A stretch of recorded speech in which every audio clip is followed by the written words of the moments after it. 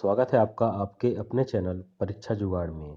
आइए आज हम क्वेश्चन देखने वाले हैं सहायक शिक्षक भर्ती परीक्षा के 2019 के प्रश्न चाइल्ड डेवलपमेंट एंड पेडागोजी के। और हमारा आज का टॉपिक है बाल विकास।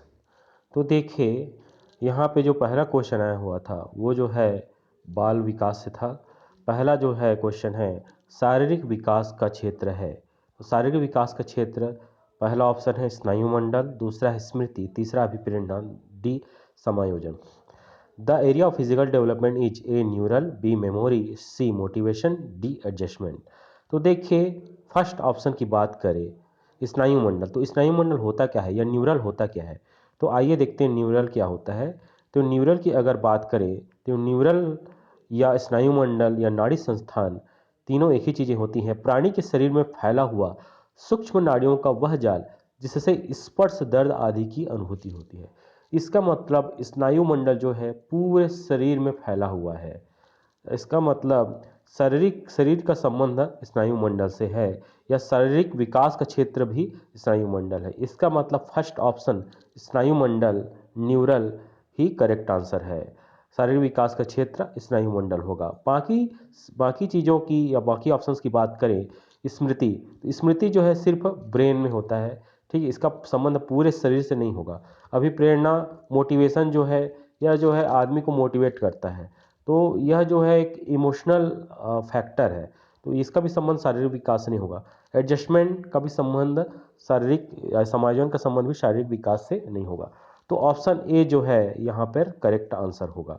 शारीरिक विकास का क्षेत्र है स्नायुमंडल। नेक्स्ट क्वेश्चन की अगर बात करें जो कि बालक विकास टॉपिक से संबंधित है वह क्वेश्चन है किशोर अवस्था में चरित्र निर्माण से जो अवस्था संबंधित है वह निम्न में से है। The stage of which is related to character formation in the teenage stage is among the followings. परंपराओं को धारण करने की अवस्था, आधारहीन आत्मचेतना अवस्था, आधारयुक्त आत्मचेतना अवस्था, स्वकेंद्रित अवस्था। तो देखिए यह जो क्वेश्चन है सहायक शिक्षक सीजी व्यापन 2019 में तो आया ही था, साथ ही साथ इससे पहले आरपीएससी 2012 राजस्थान पीएससी व्याख्याता वाणिज्य के 2012 से में भी आया हुआ था। इसका मतलब यह जो है छत्तीसगढ़ शिक्षक भर्ती सहायक शिक्षक में यह जो प्रश्न है वह राजस्थान पीएससी से उठाया हुआ है। Same to same Rajasthan PSC से उठाया हुआ है। तो देखिए यहाँ पे हमको दूसरे अदर स्टेट का अगर पेपर को भी अगर हम एनालिसिस करें तो भी वह हमारे लिए फ़ायदेमंद होगा, क्योंकि आरपीएससी से यहाँ पर क्वेश्चन आया हुआ है। तो देखिए सबसे पहले देखते हैं कि आधार परंपराओं को धारण करने का अवस्था क्या होता है, आधारहीन आत्मचेतना अवस्था क्या होता है, इन सभी के बारे में हम लोग जानते हैं। तो देखिए सबसे पहले हम आते हैं यहाँ पर पूर्व नैतिक अवस्था पर। पूर्व नैतिक अवस्था क्या होता है कि यह अवस्था जन्म से लेकर 2 वर्ष की आयु तक रहता है। तो किशोरावस्था से इसका कोई संबंध नहीं है। इस अवस्था में बालक को कोई किसी प्रकार के नैतिक मूल्यों को धारण करने के लिए कोई नहीं कहता, क्योंकि इस अवस्था में उसे यह समझ नहीं होती है। और स्वकेंद्रित अवस्था की बात करें तो यह अवस्था तीसरे वर्ष से शुरू होकर 6 वर्ष तक रहती है।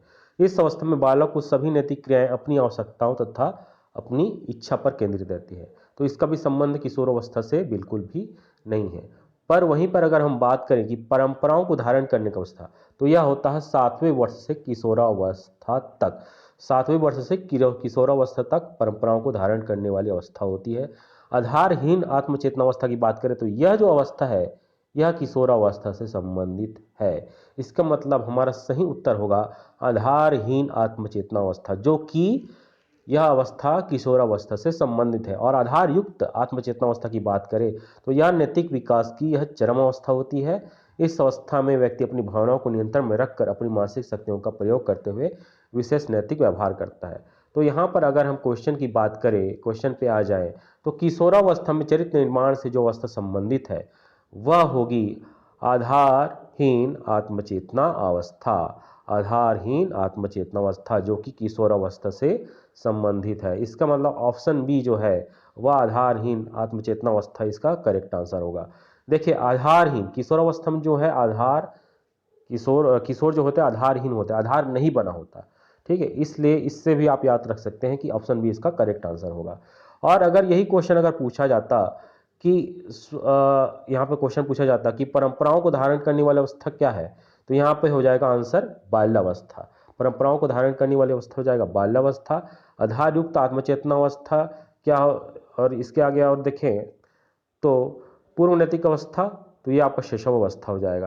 तो स्व केंद्रित अवस्था, तो ये भी आपका शैशव अवस्था हो जाएगा। ठीक है, तो इसके आगे चलते हैं।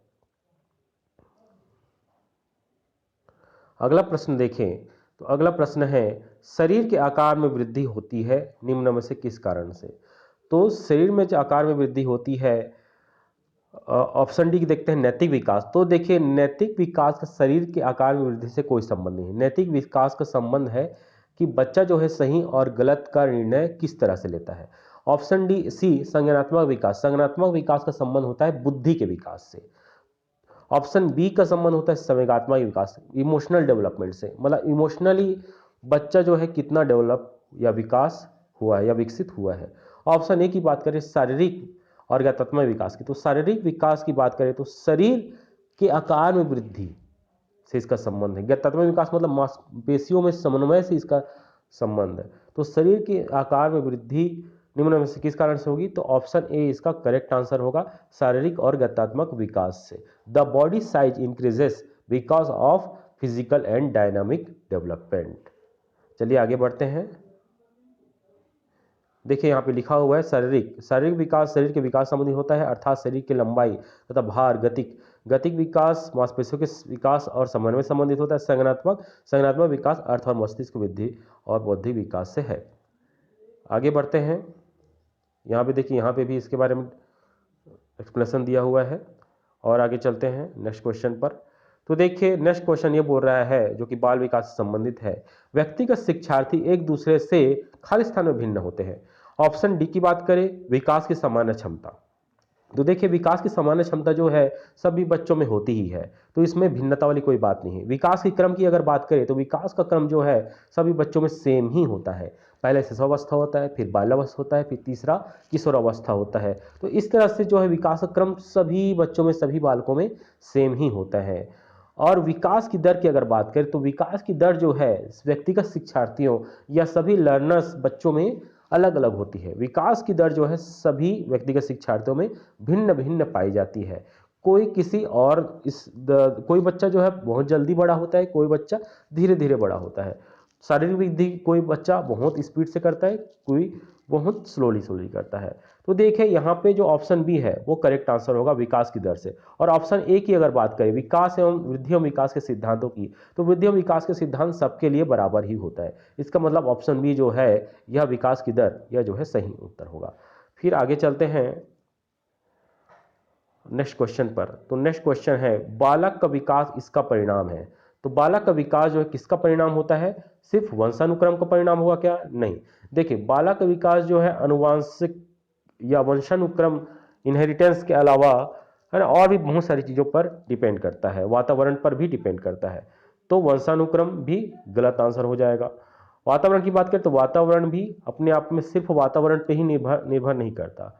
ठीक है, आर्थिक कारकों की बात करें तो आर्थिक कारकों पर भी यह जो है सिर्फ आर्थिक कारकों पर भी निर्भर नहीं करता। ऑप्शन सी की बात करें वंशानुक्रम व वातावरण की अंतःक्रिया का, तो वंशानुक्रम अनुवांशिकी व वातावरण मतलब पर्यावरण। तो देखिए वंशानुक्रम व वातावरण की अंतःक्रिया या अनुवांशिकी और पर्यावरण दोनों की अंतःक्रिया पर जो है बालक का विकास निर्भर करता है। इसका मतलब ऑप्शन सी जो है ये करेक्ट आंसर है, बालक का विकास वंशानुक्रम व वातावरण की अंतःक्रिया का परिणाम है। देखिए वंशानुक्रम की जगह अगर अनुवांशिकी दिया होता या वातावरण की जगह अगर पर्यावरण दिया होता तो भी हमारा जो ये ऑप्शन है वो सही होता। ठीक है, नेक्स्ट क्वेश्चन पर चलते हैं।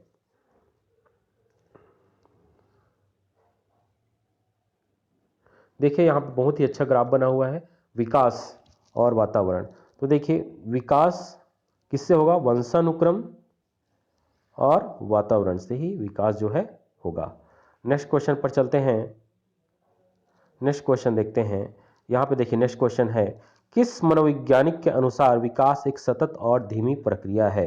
तो देखिए यहाँ पर जो है सहायक शिक्षक भर्ती में या शिक्षक भर्ती में मनोवैज्ञानिकों का जो कथन है यह भी पूछा जाता है। जैसे कि यहाँ पर क्वेश्चन पूछा गया है कि किस मनोवैज्ञानिक के अनुसार विकास एक सतत और धीमी प्रक्रिया है। According to which psychologist development is the continuous and slow process. तो देखिए यहाँ पे बहुत सारे ऑप्शंस दिए हुए हैं, तो यहाँ पे देखते हैं ऑप्शन सी जो है यह सही उत्तर होगा। विकास एक सतत और धीमी प्रक्रिया है, यह जो है स्किनर जी ने कहा था। और यह जो क्वेश्चन जो है सीजी टेट पेपर 2022 में भी आया हुआ था। यह क्वेश्चन जो है शिक्षक भर्ती में भी आया ही था, सहायक शिक्षक भर्ती में, साथ ही साथ सीजी टेट पेपर 2 में भी आया हुआ था। तो देखिए इसका मतलब यह है कि जो क्वेश्चन आपका सीजी टेट में आता है वो सहायक शिक्षक भर्ती या शिक्षक भर्ती में आ सकता है, और जो क्वेश्चन आपका शिक्षक भर्ती में आता है वो सीजी टेट में भी आ सकता है। तो देखिए आपको जो है सीजी टेट के भी क्वेश्चन को सॉल्व करके प्रैक्टिस करके देखना चाहिए। आगे जब आगे बढ़ते हैं, देखिए यहाँ पे दिया हुआ है कि विकास एक सतत और धीमी प्रक्रिया है, यह स्किनर ने कहा था। इनका पूरा नाम ब्रूफ फ्रेडरिक स्किनर था, जो आमतौर पर बीएफ स्किनर से प्रसिद्ध थे। आगे क्वेश्चन में चलते हैं। देखिए अगला क्वेश्चन है, बाल्यावस्था होती है, चाइल्डहुड ऑक्योर्स टू 5 वर्ष तक, 12 वर्ष तक, 21 वर्ष तक, या कोई भी नहीं। तो देखिए बाल्यावस्था जो है, अगर बाल्यावस्था की बात करें तो यहाँ पर देखते हैं, यहाँ पे डिटेल में हमने बताया हुआ है कि शैशव काल या इन्फेंसी जो होता है वह 5 वर्ष तक होता है। बाल्यावस्था चाइल्डहुड की बात करें तो वह 12 वर्ष तक होता है, और किशोरावस्था की बात करें तो वह 12 से 19 वर्ष तक होता है। ठीक है, यहाँ पर अगर पौढ़ावस्था की बात करें तो वह 18 वर्ष के बाद होता है। तो यहाँ पर हम देखते हैं कि ऑप्शन जो है यहाँ पर सही होगा वो है ऑप्शन बी। ऑप्शन बी 12 वर्ष तक बाल्यावस्था होती है, 12 वर्ष तक। नेक्स्ट क्वेश्चन की तरफ चलते हैं। नेक्स्ट क्वेश्चन आइए देखते हैं। नेक्स्ट क्वेश्चन है, तनाव और क्रोध की अवस्था है। तनाव और क्रोध की अवस्था है, यह जो प्रश्न है सहायक शिक्षक भर्ती के अलावा यूपी टेट में भी आया हुआ था। तो यह जो प्रश्न है दोस्तों, यह यूपी टेट 2019 से उठाया हुआ था, सेम टू सेम। तनाव और क्रोध की अवस्था जो है वह होती है, आप सभी को पता होगा, बहुत ही सिंपल क्वेश्चन है, किशोरावस्था। किशोरावस्था को ही तनाव, संघर्ष का काल, ये सब कहा जाता है किशोरावस्था को। तो देखिए यहाँ पर अगर इसका हम एक्सप्रेशन देखें तो स्टैनले हॉल के अनुसार किशोरावस्था बड़े संघर्ष, तनाव, तूफान और तथा विरोध की अवस्था है। किशोरावस्था वह समय है जब किशोर अपने को वयस्क समझता है व वयस्क उसे बालक समझते हैं। चलिए आगे क्वेश्चन पर, अगले क्वेश्चन पर चलते हैं। यहाँ पे देख सकते हैं पूरा एक्सप्लेनेशन दिया हुआ है। किशोरावस्था 12 से 18 वर्ष, जीवन दर्शन का निर्माण, काम शक्ति की परिपक्वता, स्वतंत्रता व विद्रोह की भावना, स्थिरता व समायोजन का अभाव, तीव्र शारीरिक परिवर्तन, अधिकतम मानसिक विकास, व्यवहार में विभिन्नता, व्यवसाय का चुनाव, समाज सेवा की भावना। अगले क्वेश्चन पर चलते हैं। अगला क्वेश्चन है, परिपक्वता का संबंध है। Maturity is related to, first option है विकास, सेकंड ऑप्शन है बुद्धि, तीसरा ऑप्शन है सृजनात्मकता, चौथा ऑप्शन है रुचि।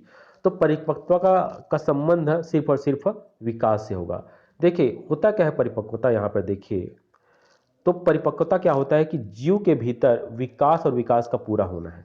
तो परिपक्वता का संबंध सिर्फ और सिर्फ किससे होगा, विकास होगा। इसका मतलब ऑप्शन ए जो है विकास, यह जो है सही उत्तर होगा। परिपक्वता का संबंध होता है डेवलपमेंट या विकास से। Maturity is related to development. आइए नेक्स्ट क्वेश्चन पर चलते हैं। नेक्स्ट क्वेश्चन है, लॉरेंस कोहलबर्ग विकास के क्षेत्र में शोध के लिए जाने जाते हैं। तो देखिए लॉरेंस कोहलबर्ग जो है वह सिर्फ और सिर्फ नैतिक विकास के क्षेत्र में शोध के लिए जाने जाते हैं। तो ऑप्शन डी जो है यह करेक्ट आंसर होगा। संज्ञानात्मक विकास मतलब बुद्धि का विकास, जिसपे जीन पियाजे जी और बहुत सारे आपके मनोवैज्ञानिकों ने अध्ययन किया था। शारीरिक विकास पे भी बहुत सारे लोगों ने अध्ययन किया, भावनात्मक विकास। बट लॉरेंस कोहलबर्ग जी जो है वह नैतिक विकास के क्षेत्र में शोध के लिए जाने जाते हैं। आगे नेक्स्ट क्वेश्चन पे चलते हैं। नेक्स्ट क्वेश्चन जो है वह होगा, नेक्स्ट क्वेश्चन ओके, किशोरों का संयोग के नियंत्रण का सबसे अच्छा उपाय निम्नलिखित में से कौन सा है। तो देखिए किशोरों को संवेग के नियंत्रण का सबसे अच्छा उपाय क्या होगा? ऑप्शन ए युक्तिकरण, ऑप्शन बी प्रक्षेपण, ऑप्शन सी शोधन या ऑप्शन टी दमन। देखिए यह जो क्वेश्चन जो है सहायक शिक्षक भर्ती 2019 में तो आया ही था, बट ये जो क्वेश्चन जो है राजस्थान पीएससी व्याख्याता वाणिज्य से सेम टू सेम डायरेक्ट इसको उठाया हो गया था। तो इसका मतलब आपको बहुत सारे स्टेट पीएससी का भी अगर आप क्वेश्चन सॉल्व करते हैं तो यह आपके लिए उपयोगी होगा। तो इस प्रश्न का उत्तर अगर आप ही देवें, चलिए ये क्वेश्चन जो मैं आपके लिए छोड़ता हूं, आप कमेंट में बताइएगा कि इस क्वेश्चन का उत्तर क्या होगा। धन्यवाद।